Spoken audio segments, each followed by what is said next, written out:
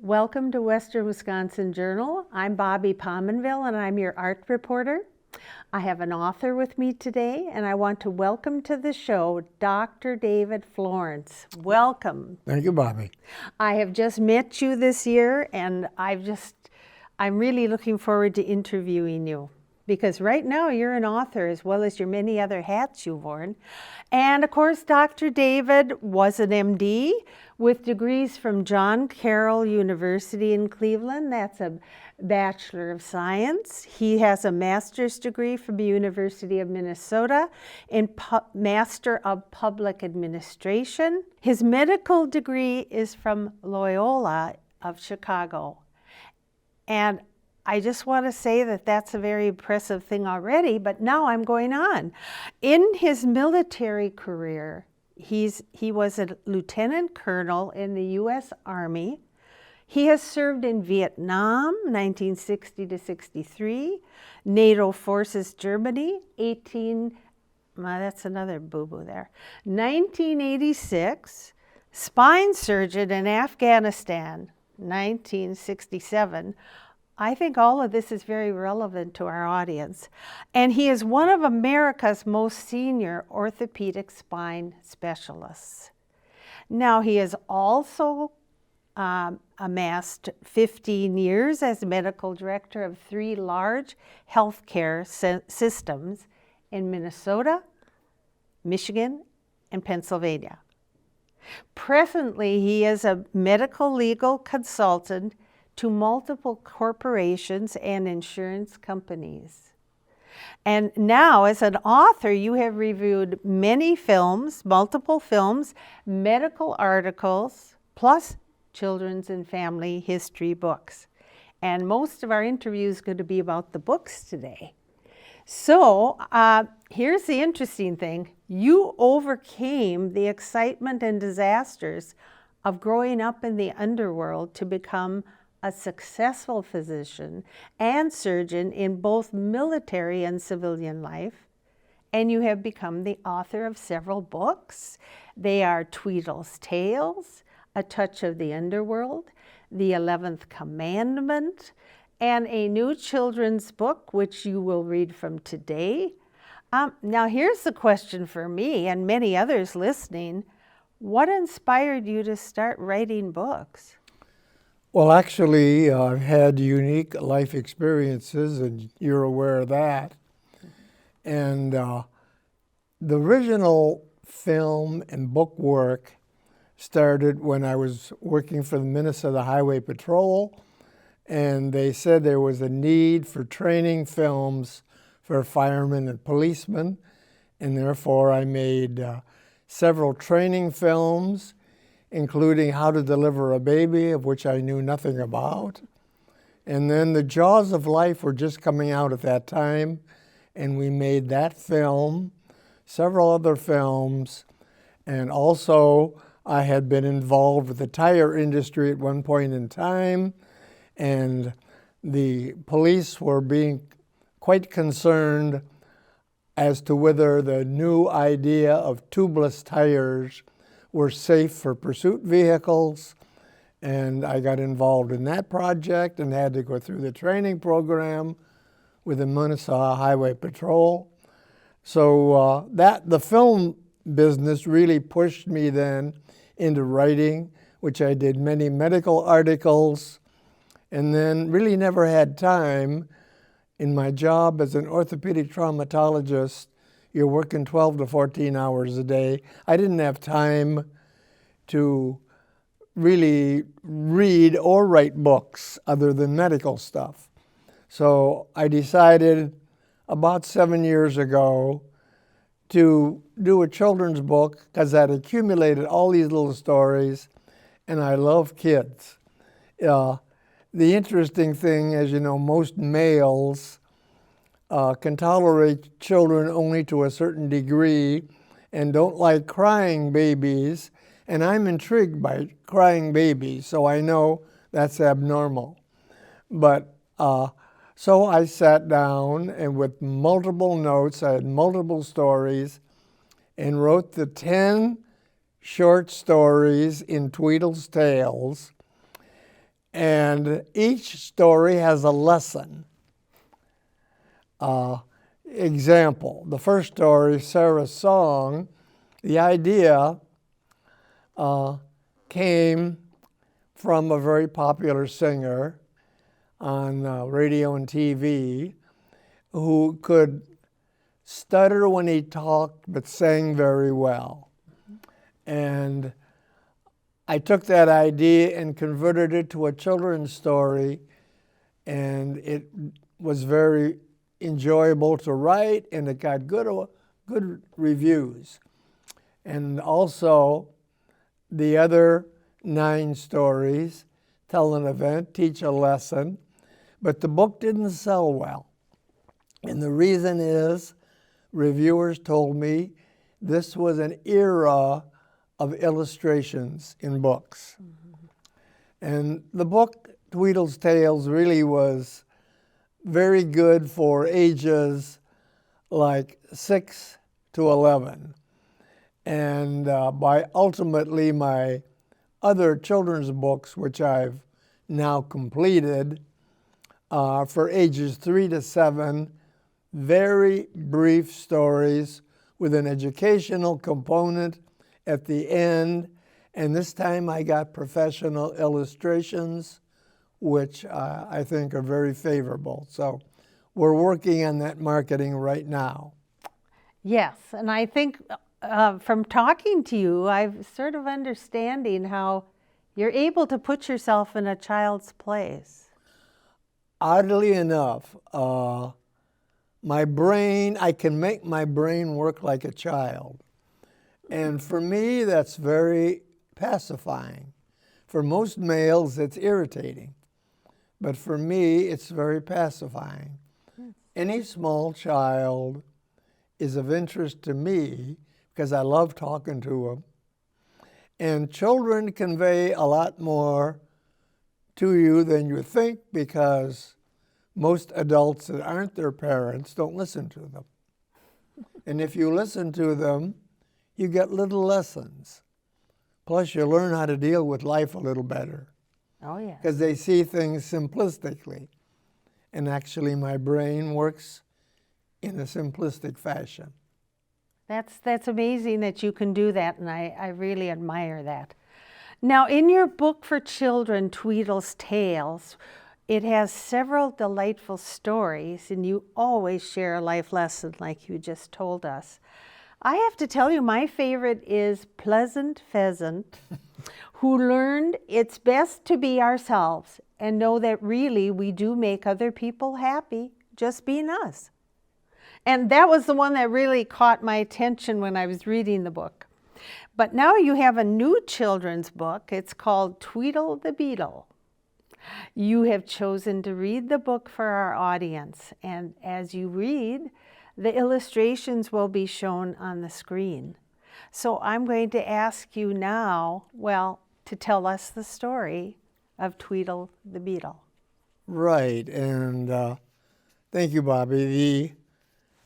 The whole idea of Tweedle the Beetle, as you know, little boys, anytime they see a bug on the sidewalk, they have to step on it. And that apparently is primitive hunting nature or something, I don't know what. And that bothered me because every segment of our civilization and society has a purpose, and the bugs do too. And so I said, okay, I'll write a book about bugs on the sidewalk and make it a lesson for the kids. So that is how I did Tweedle the Beetle. Now, Tweedle was a beetle, and one day, Mama and baby Robin found Tweedle crying under a rock. And so they asked Tweedle, well, why are you crying? And he said, I have no friends. They're all dead. People stepped on them on the sidewalk, and there aren't any left. Well, baby Robin said to Mother Robin, well, we got to do something about that. And Mama Robin said, well, let's all go see Wizzy the Wise Owl and see what she has to say. So they went to Wizzy, and Wizzy thought a while and said, well, this is a real problem, but I think we ought to start with Freddie the fireman and see if he can help us. She says, Freddie helps a lot of people. So they went to see Freddie the fireman, and he said, well, let's see. What can we do so people won't step on you on the sidewalk? And Freddie said, well, we can put a siren on your back, because I have an old fire engine out back, and I can take the siren off of it and put it on your back, but I don't know how to make it stick. So Freddie said, well, we'll send it to Willie the Welder. So they all went to Willie the Welder, and Willie said, oh, boy, this is a problem, but I can do it. Just let me try. So he did it, got it on with a real good glue, and Tweedle was so happy because when he walked on the sidewalk and saw anybody, he would turn on the siren and the people would run and jump away thinking that a fire engine was coming. However, a big problem came up.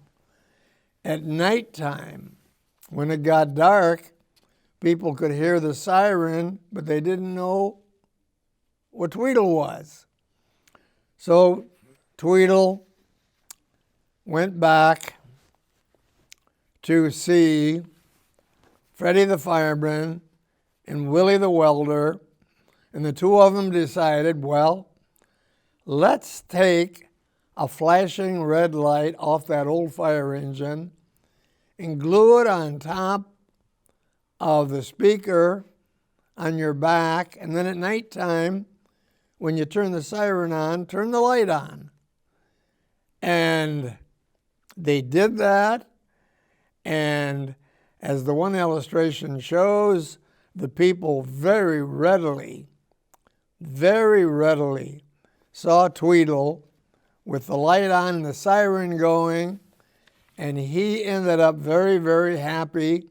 And also, when his friends were out walking on the sidewalk, either day or night, he would accompany them and either turn the siren on or the siren and the light together so people wouldn't step on his friends, the bugs, and all the bugs survived happily ever after.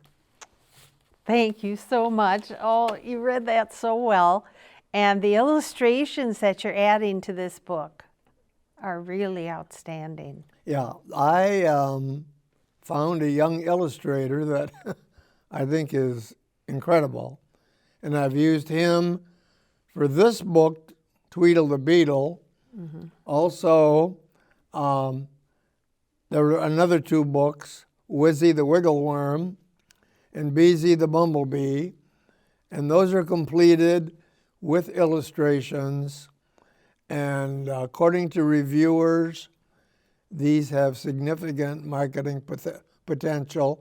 And each one has a lesson. Yes. Because just to give you an idea, Wizzy the Wiggleworm is a worm that has a scoliosis, which is a curvature of the back. And when she walks, she wiggles and people laugh. So in the book, we tell the story of how they figured out a way of getting music and dancing with the wiggle, and pretty soon everybody wanted to wiggle like the Wiggleworm. That's excellent. Yeah, it was fun. And then Beezy the Bumblebee is just a little fella, and he can't fly as fast as the other bees to get all the honey.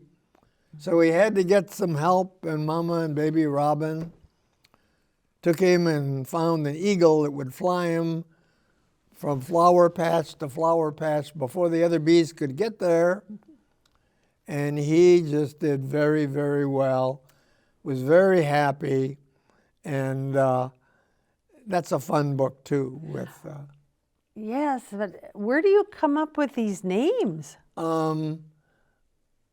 My brain has a huge fantasy component. Oh, Yes. And so I can actually live in a world of children's fantasy with minimal effort. And I don't know whether that's a blessing or what, but it's fun. oh, I think it is. Yeah. I think that's a wonderful blessing to have that and be able to get down to their level. I can get down to a small child's level very easily. And it's amazing when you think about all the things you've done in your life and this wonderful storytelling you're doing. Yeah. Well, everything I've done in my life hasn't been marvelous. And but I've learned a lot.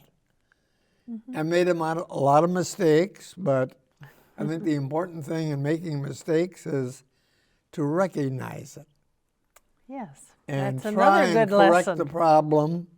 Good. And I've tried to do that. Yes. Well, you're Because, certainly doing well. as you know, as a teenager, I got in big time trouble and Yes. had to change my life completely and totally. But I was able to do it. That's a very good story in itself. Now we're going to just go away from the books for a minute, All right. but I do have another question coming up later. Because you treated some very famous people in your career. And I just wondered if you could share a story or two. Okay. And I've also known I was a very, very good friend of Clayton Moore, the Lone Ranger, who actually lived next door to me. And but that was not medical treatment. But I was his closest friend during his trying years when the Rather Company had put a moratorium on him so he couldn't wear the mask. And luckily he ended up winning that lawsuit. But as far as medical care, two of the ones that probably are the most fun is my first year at Harvard in the orthopedic training program. We were called pups. So that meant you do all the grunt chores, you know. And part of the grunt chores was doing the pre-op physicals. And at that time, the Mass General Hospital had lots of celebrities coming from all over the world.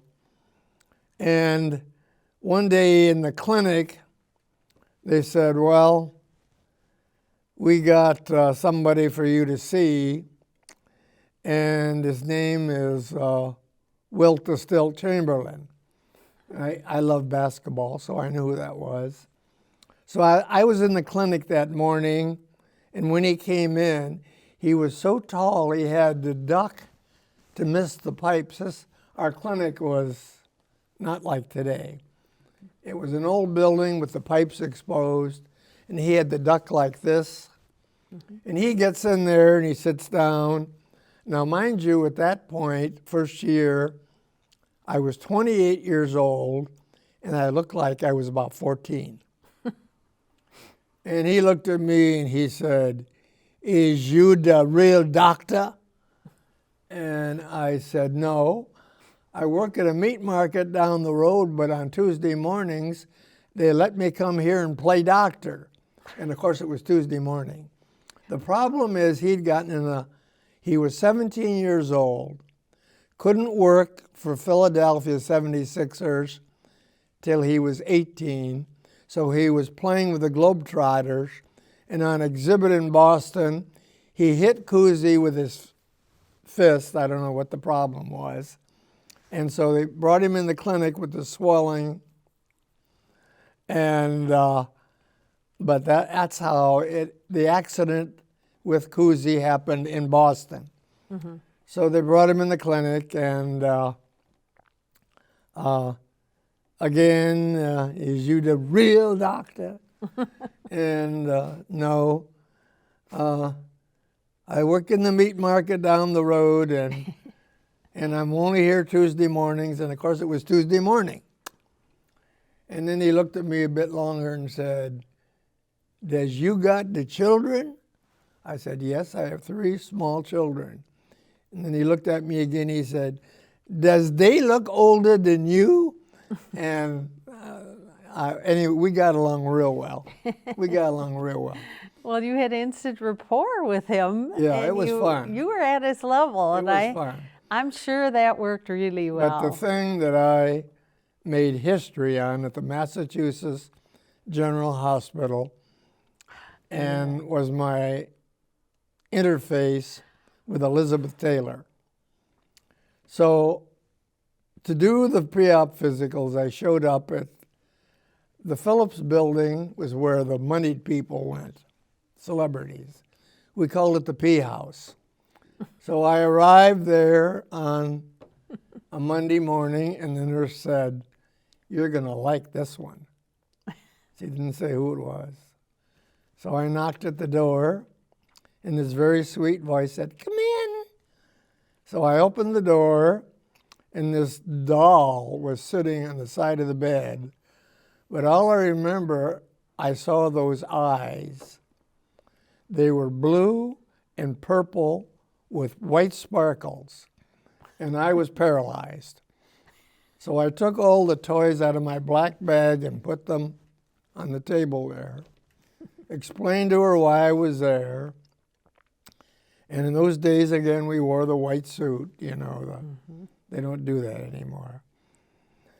And after I explained to her why I was there, and of course, every chance I had, I looked at those eyes.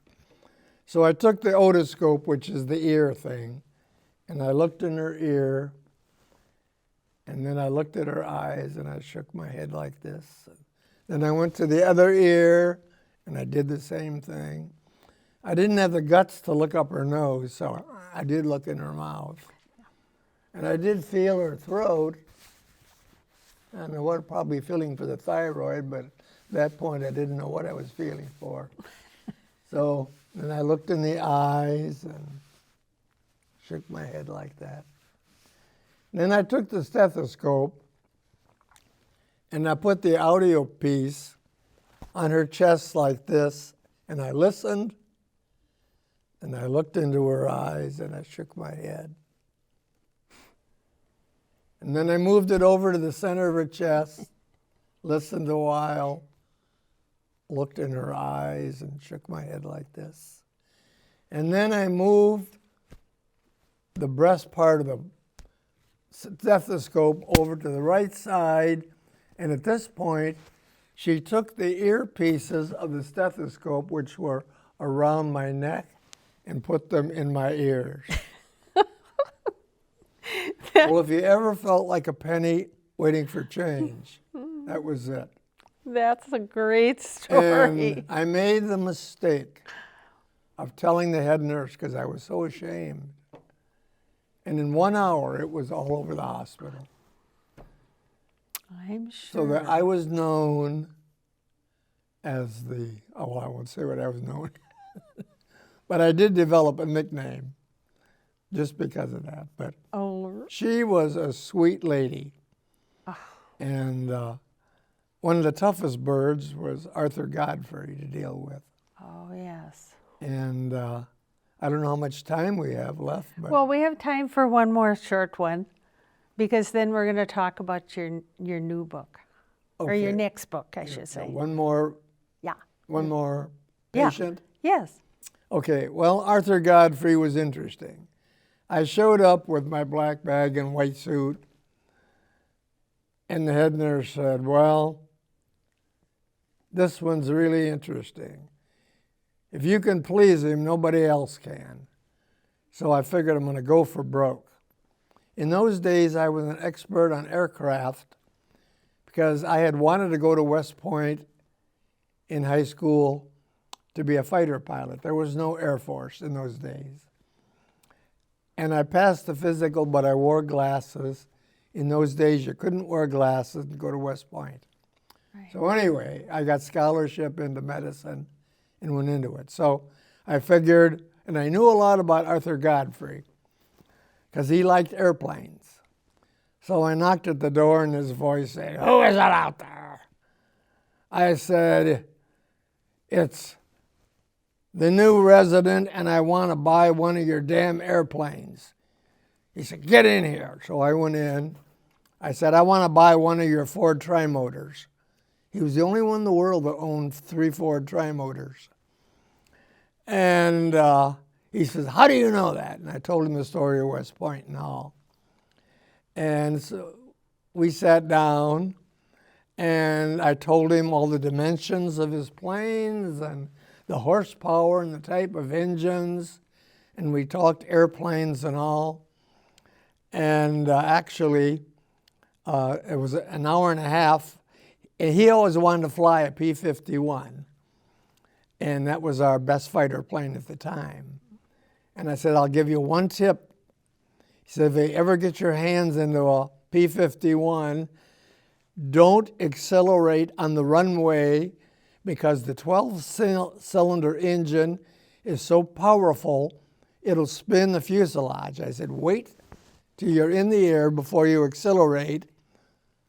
He looked at me and he said, "Where the hell did you learn this stuff?" And anyway, I ended up an hour and a half later doing the physical, and then every day he was there after his surgery. He had one of the first ones for cup arthroplasty by Otto Ofrank, and I wasn't on that service, but every day after his surgery, he said, "Send Florence here, I want to talk to him."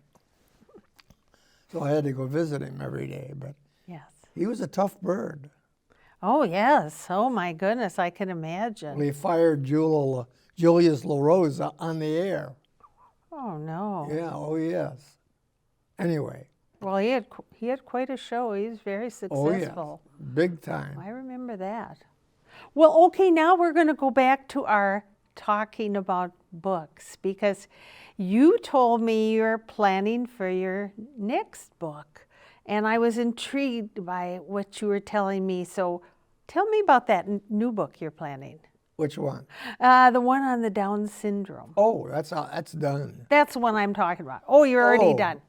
Well, it That'll isn't be out yet. So. No, I just designed the cover. No, the content is processed. Okay. It's all done. I see. Well, tell us about that. We want to Okay. hear about that. Well, it was 42 years ago that I made a film on Down syndrome with a newborn and then followed him for several years.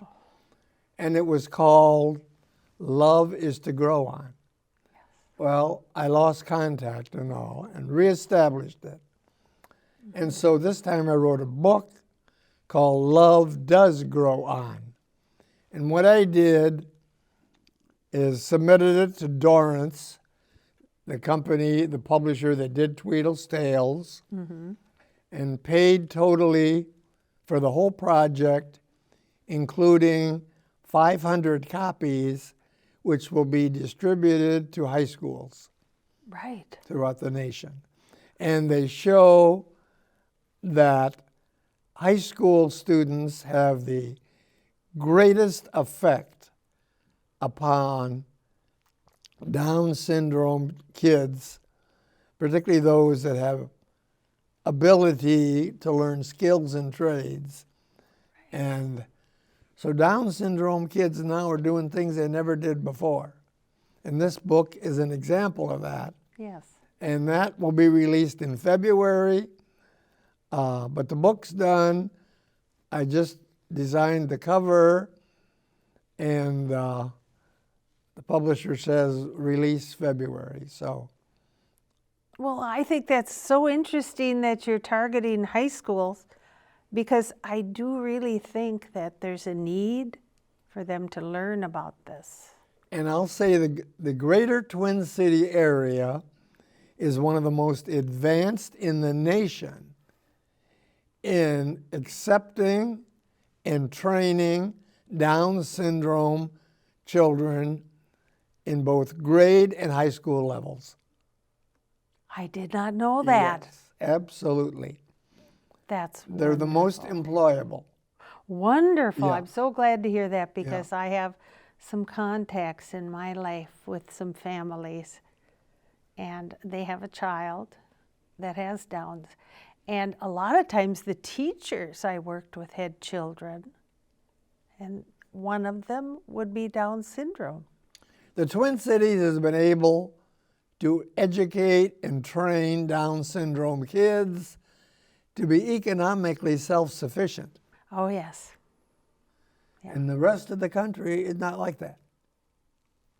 That's a shame. Yeah. So this is really going to get the word out. this, because of the multiple copies, and Yeah. I'll let them determine where the copies go. Okay. All right. Well, I think it's wonderful you're doing that. And I do think there's a very strong need for people to learn. Yeah. Well, that project's done. Well, good. Good. Then we can look forward to that. Yeah. I do want to mention that you have a pen name. And you Yes. call yourself Dr. Trucker. Yes. Yes. The whole reason in that is about 30 years ago, I wanted to start a series of clinics throughout America for over-the-road truckers where they could get immediate, quick care. Mm-hmm. And over the years, I have literally spent a fortune trying to do it, haven't been able to, but that's the way it goes. The closest I came was the Cleveland Clinic, was very interested, and I had a good friend there in charge of development. He was interested. And then the King of Saudi Arabia came to the Cleveland Clinic and said, I'll give you, and I don't know the exact figure, but it was over $1 billion, to build a medical center in Saudi Arabia, which the Cleveland Clinic did, and my project went out the window. So, oh, my. yeah, you go where the money is, and the money didn't go my way. Yeah, that's a shame. But oh my goodness, that the King of Saudi Arabia is even in the news now. So Oh, yeah. it's kind of interesting that you bring that up. Well, I worked in the Middle East. That's I true. know the Islamic Yes. culture. Yes. And I can explain a lot of things that the media does not explain. America needs to know certain things to deal effectively with the Middle East. My hobby is religions, believe it or not, reading about religions. Oh, yes. And that is a real help to learn about people and cultures over centuries. And it definitely, what you might say, matures my thinking on how to deal with other people, other nations, and other religions, and to be able and accepting of the way they think, because their behavior is based on how they think and how their frontal lobes have developed over the years. If their brains have developed one way, they're going to function that way because that's their survival. And unless we understand that, we're not going to be able to make intelligent decisions. That's a very good comment from you. Well, I do want to say that you have a website, I believe. It's in the process. Dr. Trucker Books. Actually, we have an email and we have a phone number. We're going to put it on the screen. And that I want people to remember that that is your pen name, but your given name is Dr. David Florence. Right, Florence, like the hurricane. And yes.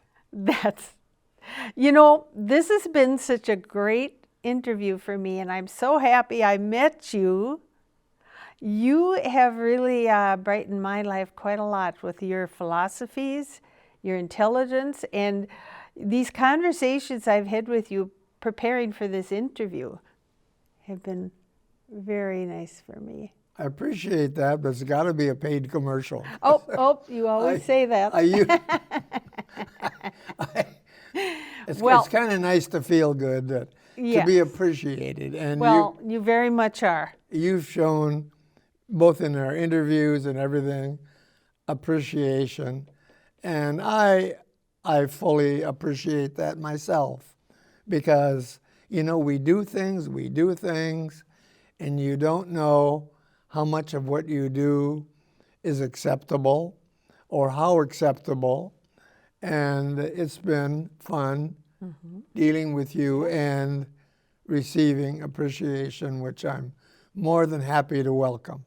Well, I am very impressed with your new profession of author, and I think you've added so many insights into the story today and into the interview that I just thank you so much for coming on. It's been wonderful to have you here. And by the way, I am still working. Yes. I am still doing my medical legal work. That's amazing. Should we tell them how old you are? I'm 6 months away from 90. I think that is just amazing. Yeah, 6 months. And I'm not sure I'm going to celebrate that or weep. Oh no, you've got to celebrate. You definitely have to celebrate it, because your mind is so active, and you can be into so many different things, and you're such a wealth of information. And I know I'm blessed with an incredible memory. That I know. I do know that. For details. Yes. Yes, and I could see where that would serve you well in your profession. Yeah. So again, I thank you for being on the show, Dr. David. And I want to thank the audience for watching today. I hope you enjoyed it, and you might be inspired to read some of these books. Thank you.